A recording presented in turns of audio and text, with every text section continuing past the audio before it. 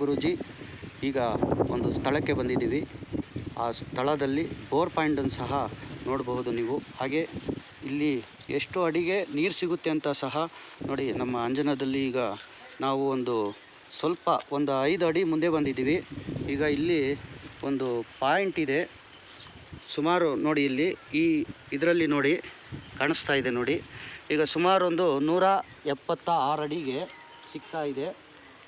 ಮತ್ತು 200 ಅಡಿಗೂ ಸಹ 2 ಪಾಯಿಂಟ್ಗಳನ್ನು ತೋರಿಸ್ತಾ ಇದೆ.